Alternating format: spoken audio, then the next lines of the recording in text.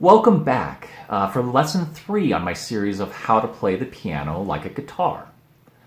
For any of you who've learned to play the guitar, you'll know that the second most complex part of learning after learning to finger the chords is learning your strumming pattern.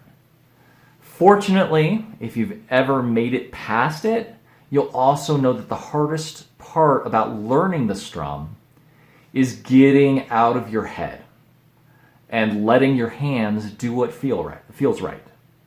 Well, the same is true on the piano. So the strum is the rhythmic pattern or beat pattern that you play on a guitar. It's what gives the music its feel.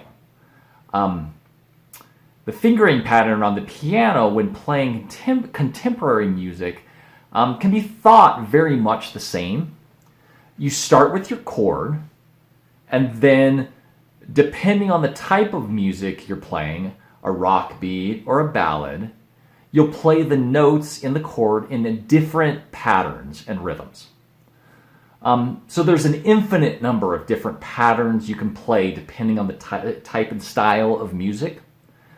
But I'm going to show you my 2 most popular patterns that I use some deviation of the most frequently. So first is the rock.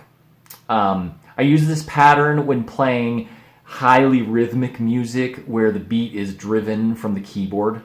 It usually consists of my left hand playing the root of the chord or the first of the chord in octaves. So I'll usually play the lower octave and then the octave above it.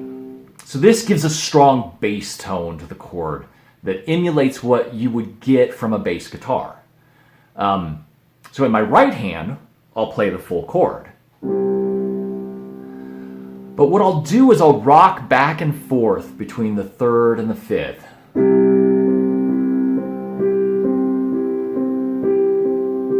So this allows me to emphasize certain beats in the music. So if I'm playing a standard rock beat in a 4-beat measure, where the first beat is emphasized by the kick drum, and the second beat is going to be the snare, and the third is the kick, and the fourth is the snare, you're going to get a boom, ch, boom, ch, boom, ch. Then we can emulate that boom, chick with a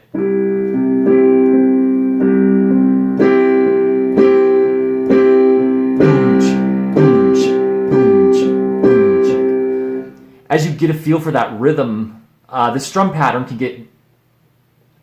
can also be used to demonstrate more complex beat patterns like a syncopated double kick.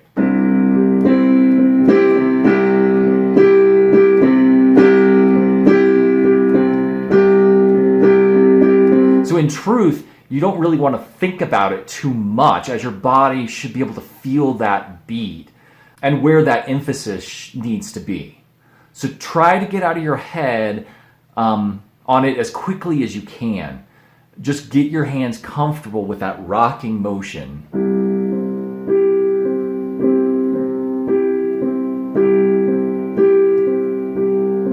So the second pattern I want to teach you is the arpeggio.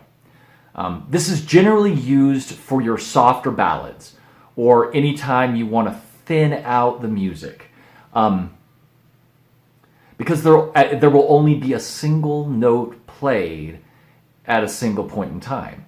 So the density of the music gets much more thin. This is what the arpeggio looks like. So same chord.